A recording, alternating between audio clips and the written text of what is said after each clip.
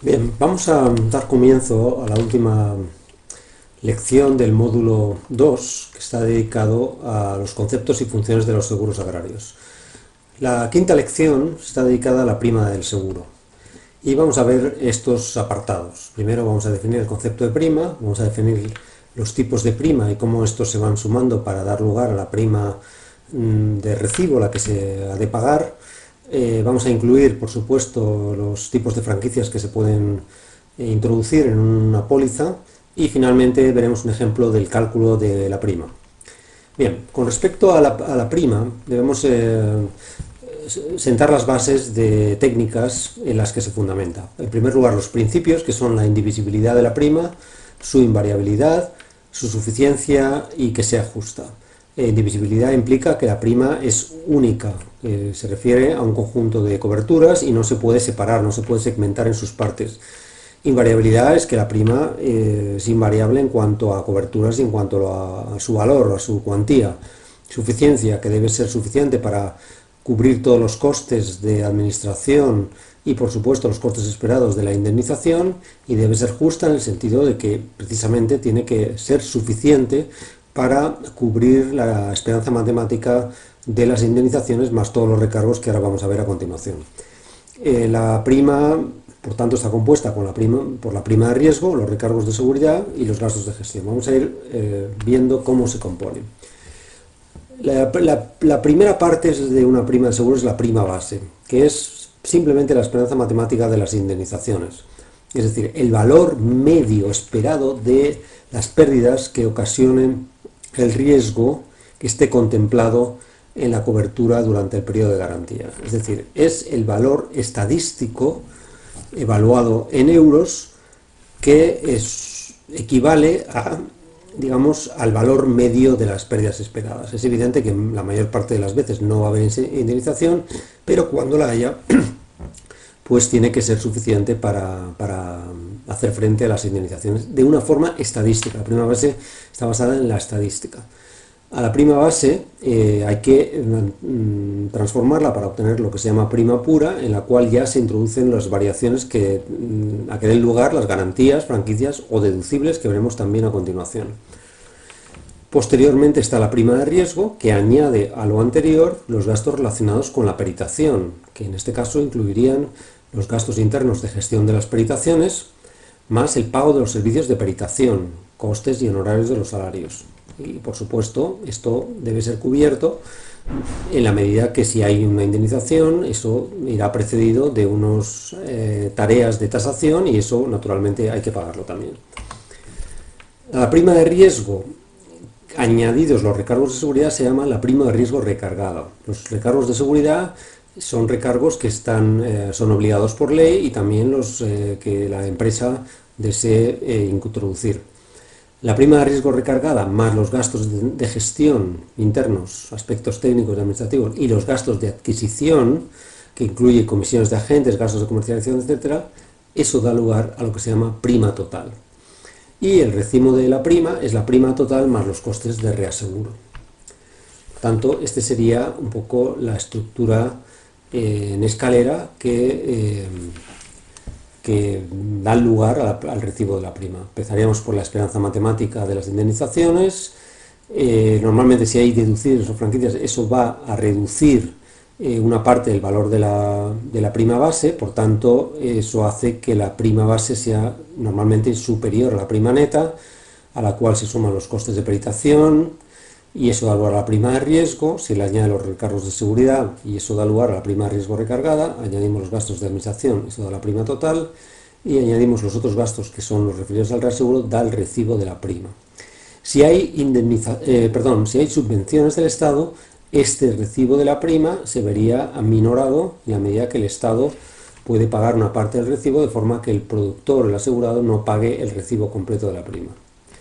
Bien, vamos a ver ahora los tipos de franquicias. Las franquicias las podemos definir en estos 4 grupos.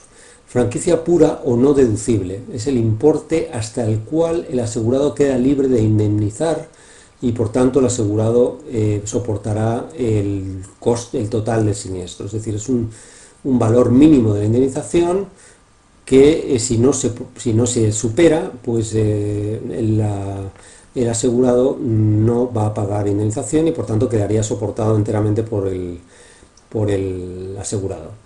La franquicia o deducible es si el importe del siniestro es inferior a la cantidad estipulada como franquicia, el coste correrá por completo a cargo del asegurado. Si es superior, la aseguradora solo indemnizará por el exceso de prima, por el exceso de la franquicia.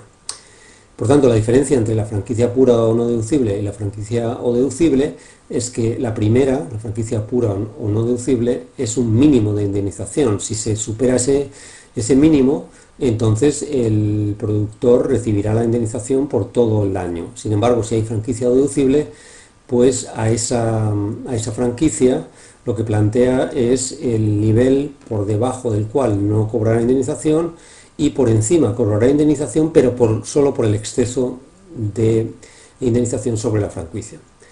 La franquicia relativa equivale a que el seguro solo cubre un porcentaje de las pérdidas, es decir, pues el 80%, el 70%, el 90%. Hay siempre un porcentaje que no va a pagar, no se va a pagar en la indemnización. Y franquicia absoluta equivale a que el seguro cubre las pérdidas a partir de un montante predeterminado. Bien, vamos a ver un ejemplo de unos datos de, por ejemplo, un agricultor o una zona, los datos medios de rendimientos de una zona, desde el año 70 hasta el año 2014, en el cual el resultado de indemnización, perdón, de rendimiento medio equivaldría a la línea representada en negro horizontal, que en este caso se ha calculado en 11,34 toneladas por hectárea. Muy bien. Si pensamos en una garantía del seguro equivalente al 70% del rendimiento medio, que eso quedaría representado en la línea verde, que está situada aproximadamente sobre el rendimiento de 8 toneladas por hectárea, pues vemos que en este caso habría indemnizaciones en 4 de los 43 periodos que están representados ahí. Sí, vamos a ver cómo operaría una franquicia absoluta de 500 kilos. Bien, lo primero que tendríamos que calcular es los rendimientos medios de los siniestros, es decir, qué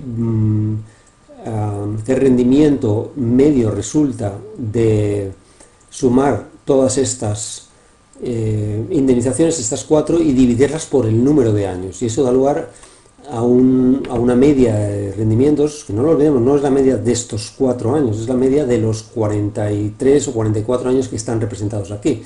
Y esa media es de 0,38 toneladas por hectárea. Muy bien, si suponemos que el precio del producto es de 1 euro por kilo, eso da lugar a una indemnización de 380 euros por tonelada, lo que equivale al 5% del capital asegurado. El capital asegurado es el rendimiento esperado, el rendimiento medio, ¿no? Por tanto, el capital asegurado, pues la prima se puede expresar en términos de capital asegurado. Ahora, y eso daría las indemnizaciones que aparecen con el triángulo, 2,81 en este caso, toneladas por hectárea, 3,93 en este otro año, 4,68, 0,63 muy pequeñita en este caso y 5,13. Ahora bien, si hacemos o planteamos una franquicia absoluta de 500 kilos por hectárea, entonces los primeros 500 kilos no se van a indemnizar, lo cual hace que todas estas indemnizaciones sean 500 kilos inferiores.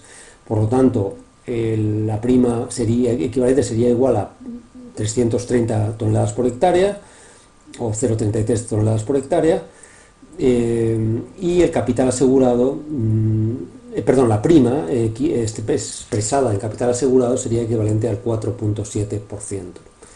Por tanto, en este ejemplo hemos visto, volviendo para atrás, hemos visto este caso con estos datos de rendimientos, hemos visto que el rendimiento medio es 11,34, luego hemos planteado que la garantía del seguro o el rendimiento garantizado sería de 8 toneladas por hectárea, 8.000 kilos por hectárea.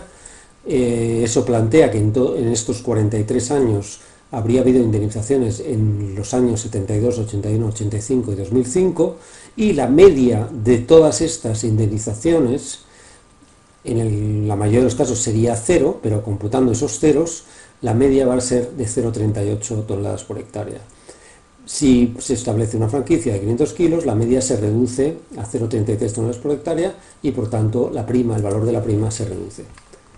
Muchas gracias.